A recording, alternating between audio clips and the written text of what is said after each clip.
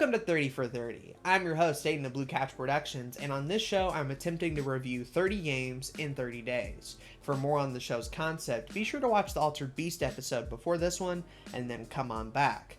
But yeah, here we are, episode 9, I believe, and we're finally talking about a game I have wanted to cover since the beginning of this show. Game Ground is a game I have a ton of nostalgia for, and I really want to go all out and give it the full 30 for 30 treatment. So let's do that. Starting first with the history of the game, it was developed in 1988 by Sega, who this time took inspiration from another game called Gauntlet. The two are very similar in terms of style, but gameplay-wise, they're actually further apart than you might think.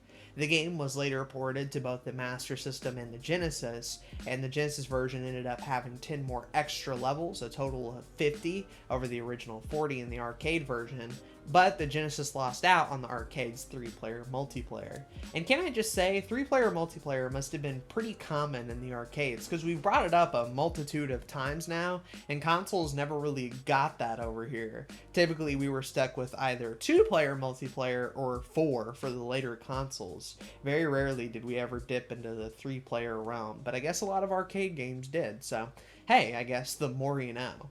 But yeah, that's pretty much it for the game's history, but now I want to talk about my history with Game Ground.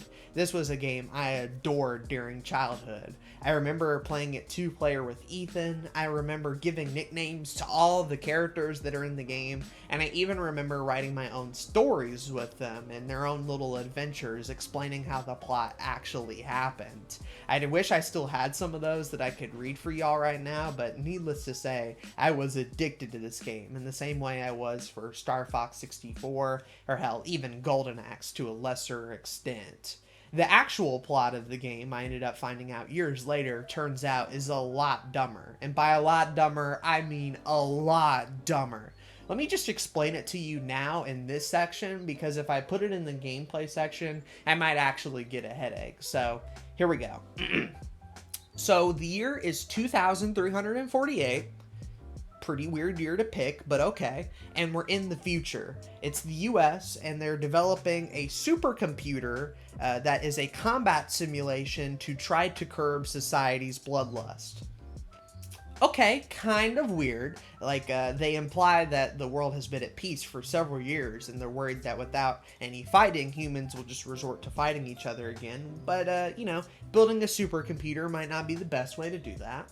And then it turns out that the supercomputer, weirdly enough, ended up capturing a couple of citizens and taking them hostage because, turns out the combat simulation computer is hungry for blood. So they just kind of screwed themselves over altogether. Now it's up to a bunch of different heroes to go inside the simulation, save a bunch of heroes, and defeat the supercomputer at the end. And Jesus, what a complicated plot for a Sega Genesis game. I feel like I'm reading the plot to a modern Sonic game or maybe an RPG, but not something this early. Back when I wrote my stories, a lot of them were just time travel or characters moving along from one place to another. I didn't know any of this shit about a fucking supercomputer or anything like that, but hey, I guess it's the late 80s, early 90s. We're obsessed with technology back then, and we are now. So hey, the story I guess works in that sense. But now I actually want to take a look at the game itself. Has it held up all that much? I mean, I loved it as a child, but would it still be good today? I want to give my critical, unbiased look at the game, and that's exactly what we'll do when we come back from these messages. Oh man, I wish I had someone to chat to. Maybe I could tell them all about why I love the Nintendo Wii U. But I guess a place like that simply just isn't meant to be. Do you know of anywhere Nintendo Wii U? Oh, right, he's a Wii U. He can't actually talk. If only. If only! If only! Oh wait! I do know. There is a place. It's called the Blue Couch Productions Fan Discord, the sponsor for today's episode. If you head on down to the Discord invite link, you can join an awesome community full of people willing to talk about anything, including Pokemon, Battle League stuff for Pokemon, Pokemon related links, Pokemon related sets, and even some NSFW pictures in case you need to wank it by yourself on a lonely Saturday night because you don't have a girlfriend and you never will for the next 10 years. I know who you are. I know who watches this videos. You think I don't look at the audience? I figure all this shit out. I know you guys are lonely. Anyway, enough of that aside. The Blue Catch Discord is an inviting and welcoming place. I'll even stop by over there and occasionally chat, react with an epic little man emoji, and I'll be open in my DM, so if you need to ask me any personal questions like, what's your least favorite Wii U game? Well, I can give you the answer. Animal Crossing Amiibo Festival. This game makes me want to kill myself. Anyway, go ahead, check out the Blue Catch Discord. Here's the link on the screen right now. You can click it and be automatically invited, and we'll get you a role and set up in no time. People need a community. People need people to talk to. And people need something more interesting than a Nintendo Wii U. You got anything to say to that? No, right, he still can't talk. Well, you know what, Wii U? I've had enough of you. I don't need you anymore. I'm heading out to the Blue Catch Productions Discord and get some real friends. So, see how you like it just sitting there on the shelf all by yourself, having to be reminded that this thing did everything better than you in a smaller form factor. Huh? You like that? I can dish out a little bit of heat too. People think I can't insult. Well, I can. So suck it. Go check out the Discord. Peace.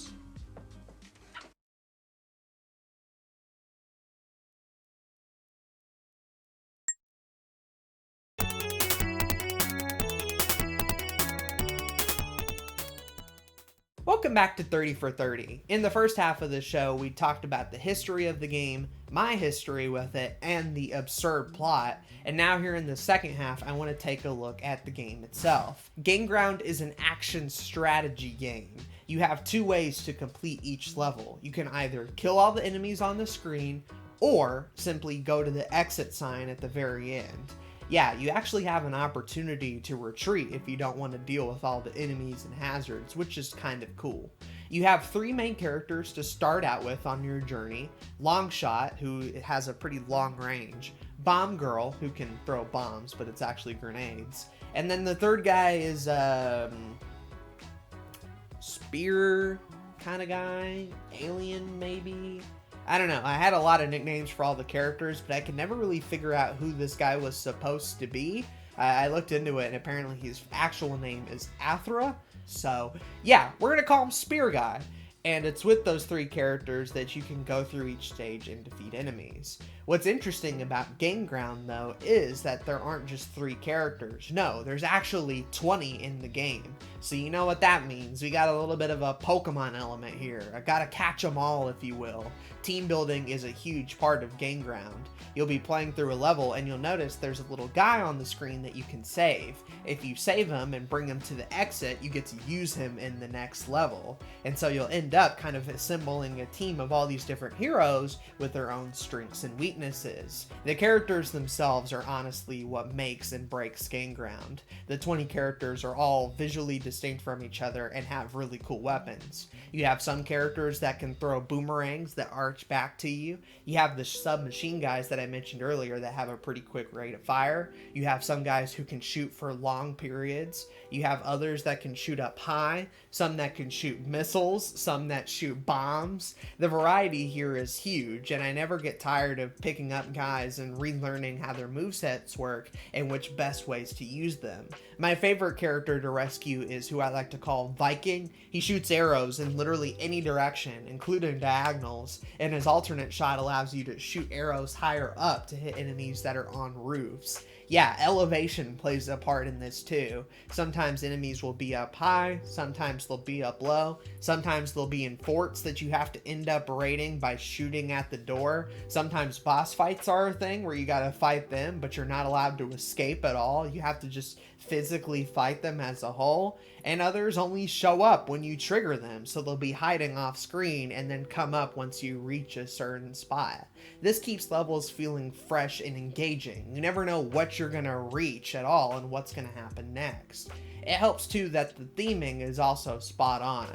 You're essentially traveling through time here. You start at the Stone Ages, work toward medieval times, Egypt, and then into modern day. A lot of people might be surprised to figure out that a lot of the character sprites are actually pretty small. They're not big and they're not super detailed. It's definitely not a game that's trying to impress you or wow you with visuals, but it does get the point across. We end up using all the extra space on the screen to use UI elements. Toward the left, you can see how much time you have in each stage, because yes, these stages are timed. You also get a counter for how many enemies are left, which is very helpful if your goal is to try to kill all the enemies instead of leaving and exiting. You also have a picture of what your character looks like and a little symbol with arrows on it to show what that character can do, how many directions they can shoot in, and how far they can go. All that handy information is great to look at, and I find myself looking back and forth quickly at the UI and then back to the main action so I can form my strategies on the fly and have a lot of fun. There's a lot of other interesting mechanics that really go into the strategy angle specifically. If a character ends up dying in combat, they'll hit and turn gray and then be turned into a little smaller version of themselves that you can then rescue. If you try to rescue them and get them to the end, you can reuse them again. That's great. But if you die trying to rescue them, well then that character ends up disappearing and now the guy that you were using now has to be rescued. There's only so many times you can rescue a guy and eventually they'll all just start leaving the screen. The worst feeling in Green Ground ever is losing a character that you really valued a whole lot and now having to wait several stages before you can finally pick them up again. Game overs are especially disheartening in this light because even though you have a continue, when you restart the game you're back to your 3 basic characters again, and now suddenly it's just not as fun and entertaining. Game Ground honestly is just a genius game because there's so many different ways you can play it. It's insanely replayable. You can try runs with just specific heroes. You can try runs where you rescue everybody, runs where you don't rescue no one, trying to do one character runs. There's just so many fun and interesting ways to play it, and I never get tired of experiencing it.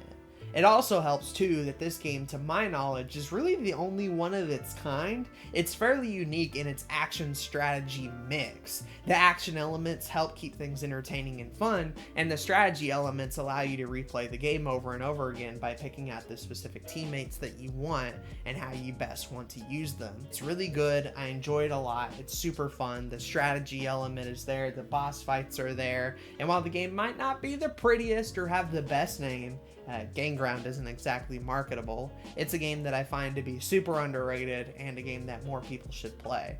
That's why my final rating for the game is a perfect 5-star rating, a classic in childhood, now a certified masterpiece as an adult.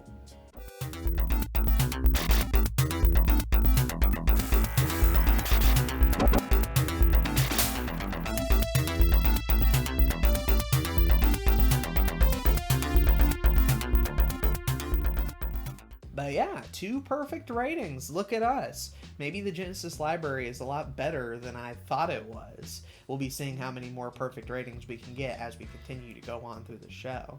But that'll really do it for this episode. If you liked the video, be sure to leave a like. If you're new here, be sure to subscribe. But above all else, I just hope you enjoyed the video, man. I'll see you tomorrow for another brand new episode of 30 for 30. Bye-bye.